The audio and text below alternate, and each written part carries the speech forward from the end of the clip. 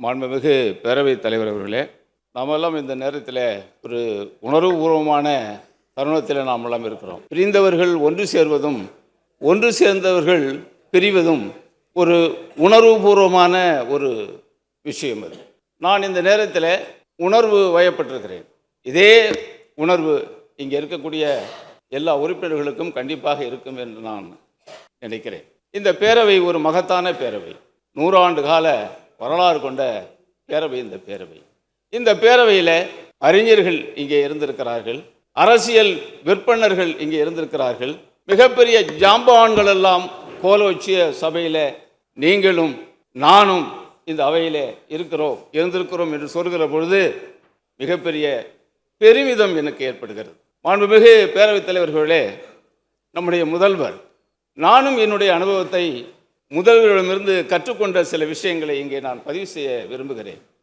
இலக்கியங்களில் சொல்லுவார்கள், வேந்தனுக்கு முதலில் என்ன அழகு என்று சொன்னால் குடிமக்கள் சொல்வதை காது கொடுத்து கேட்பதுதான் வேந்தனுக்கு முதல் அழகு. நம்முடைய முதல்வர் அப்படிப்பட்ட முதல்வர். நான் ஏதோ எல்லோரும் பேசினீர்கள் என்பதற்காக நானும் புகழ்ந்து பேச வேண்டும் என்கிற அந்த அடிப்படையில் நான் பேசவில்லை. என்னுடைய உணர்வில் இருந்து, உள்ளத்தில் இருந்து நான் பேசுகிறேன். ஒரு செய்தியை மாண்புமிகு முதல்வர் அவர்களிடம் கொண்டு செல்கிற பொழுது அதை காது கொடுத்து கேட்கிற அந்த பாங்கே நாம் கொண்டு போகிற கோரிக்கை நிறைவேறும் என்கிற நம்பிக்கையோடு திரும்புகிற விதத்திலே நம்முடைய முதல்வர் அந்த கோரிக்கையை காது கொடுத்து கேட்கிற பொழுது ஒரு உள்ளம் பூரிப்போடு அதை கொடுத்து விட்டு நாம் வருவோம். நம்முடைய முதல்வர் தமிழ்நாட்டிற்கு மட்டுமான தலைவர் அல்லவர். இந்தியாவினுடைய மதச்சார்பின்மையை பாதுகாப்பதற்கு இந்தியாவில் முன்னணி பாத்திரம் வகிக்கக்கூடியவர் நம்முடைய முதலமைச்சர், மாண்புமிகு முதலமைச்சர். நல்ல பல திட்டங்களை தமிழ்நாட்டிற்கு, தமிழ் மக்களுக்கு வழங்கியிருக்கிறார். ஏராளமான திட்டங்கள், அதெல்லாம் சொல்வதற்கு நேரம் இல்லை. அது மட்டுமல்ல, நம்முடைய முதல்வர் இந்தியாவிற்கு எடுத்துக்காட்டான முதல்வராக இன்றைக்கு தமிழ்நாட்டிலே திகழ்ந்து கொண்டிருக்கிறார். அவருடைய திட்டங்களை, அவருடைய நடைமுறைகளை இந்தியாவில் இருக்கிற மற்ற மாநிலங்களில் இருக்கிற முதல்வர்கள் கூர்ந்து கவனிக்கக்கூடிய அளவுக்கு நம்முடைய முதல்வர் அவருடைய நடவடிக்கை எடுக்கிறது என்பதை இந்த நேரத்தில் நான் பதிவு செய்ய விரும்புகிறேன். அப்படியான ஒரு நல்ல முதல்வர் 5 ஆண்டு காலம் தமிழகத்திற்கு ஒரு நல்லாட்சியை வழங்கியிருக்கிறார் என்பதை இந்த அவையிலே நான் பதிவு செய்ய விரும்புகிறேன். அதே போல் நம்முடைய பேரவைத் தலைவர், எல்லோரும் சொன்னீங்க, ஒரு முறை கூட இந்த அவையிலே நான் சொன்னேன், எதிர்க்கட்சியை சார்ந்த நம்முடைய உறுப்பினர்கள் எங்களுக்கு பேசுவதற்கு வாய்ப்பளிக்கவில்லை என்று சொல்கிற பொழுது நம்முடைய பேரவைத் தலைவர் அவர்கள் ரொம்ப உணர்வுபூர்வமாக சொன்னாங்க, நான் ஆளுங்கட்சி உறுப்பினர்களையும் எதிர்க்கட்சி உறுப்பினர்களையும் 2 கண்ணாக பார்க்கிறேன். ஒரு கண்ணை ஆளுங்கட்சி உறுப்பினர்கள் கொடுத்திருக்கிறேன், இன்னொரு கண்ணை எதிர்க்கட்சி உறுப்பினர்கள் கொடுத்திருக்கிறேன் என்று சொன்னார்.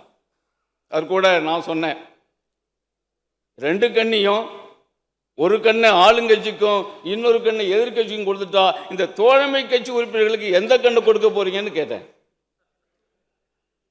நீங்க நிச்சயமாக நெற்றிக்கண்ணை கொடுக்க மாட்டீங்க, கடைக்கண்ணையாவது கொடுக்கணும்னு சொல்லி கேட்டேன். நெற்றிக்கண்ணை தரமாட்டாங்க, கடைக்கண். அப்படியான ஒரு பேரவைத் தலைவர், ரொம்ப கம்பீரமானவர் நம்முடைய பேரவைத் தலைவர். ஆசிரியர், அவர் சொல்ற ஒரு வார்த்தை நம்ம சபையிலேருந்து வெளியில் போனாலும் என்னுடைய காதில் ரீங்காரிச்சுக்கிட்டே இருக்கும். கேள்விகள் கேட்கிற பொழுது, துணை கேள்விகள் கேட்கிற பொழுது ஒரு வார்த்தை அடிக்க நீங்கள் சொல்லுவீங்க, உங்களுக்கு என்ன வேணும். கேள்வியிலிருந்து விலகுகிற பொழுது சரி பண்ணுவீங்க, உங்களுக்கு என்ன வேணும். அந்த வார்த்தை நாங்கள் வெளியில் போனாலும் அது கேட்டுக்கிட்டே இருக்கும். ஒரு நடுநிலை தவறாத நம்முடைய பேரவைத் தலைவர். அதே மாதிரி இங்கே எதிரே அமர்ந்திருக்கிற நம்முடைய மூத்த அமைச்சர்கள், சீனியர் அமைச்சர்கள், எல்லாம் அனுபவம் வாய்ந்தவங்க. நீங்கள் நம்முடைய துணை முதலமைச்சர், மாண்புமிகு உறுப்பினர்கள் எல்லோருக்குமே என்னுடைய நன்றியை நான் தெரிவிச்சுக்கிறேன். அதே மாதிரி நம்முடைய தலைமைச் செயலாளர் ரொம்ப அமைதியாக இருப்பாங்க, சொல்லுகிற விஷயங்களையும் காது கொடுத்து அவங்களும் கேட்பாங்க. அந்த வகையில் நம்முடைய தலைமைச் செயலாளர்கள், மற்ற செயலாளர்கள், நம்முடைய அசம்பிளி செக்ரட்டரி, நான் விடமாட்டேன், ஆமாம், அசம்பிளி செக்ரட்டரி, இதே மாதிரி அவர்களும் நிதானமாக நம்மளை எல்லாம் மதித்து நடக்கக்கூடிய ஒரு அசம்பிளி செக்ரட்டரி என்கிற முறையில் உங்களை எல்லோருக்கும் நன்றி தெரிவித்து, என்னை தேர்ந்தெடுத்த கீவளூர் தொகுதி மக்களுக்கும் இந்த நேரத்தில் நான் நன்றியை தெரிவித்துக் கொள்ள கடமைப்பட்டிருக்கிறேன். அதே போல் என்னோடு இணைந்து 5 ஆண்டு காலம் பணியாற்றிய எங்கள் கட்சியினுடைய கந்தர்வக்கோட்டை சட்டமன்ற உறுப்பினர் சின்னத்துரை அவர்களுக்கும் என்னுடைய நன்றியை தெரிவித்து, அவரை தேர்ந்தெடுத்த கந்தர்வக்கோட்டை தொகுதி மக்களுக்கும் என்னுடைய நன்றியை தெரிவித்து, பிரிய மனமில்லாமல் நாம் இங்கே பெறுகிறோம்.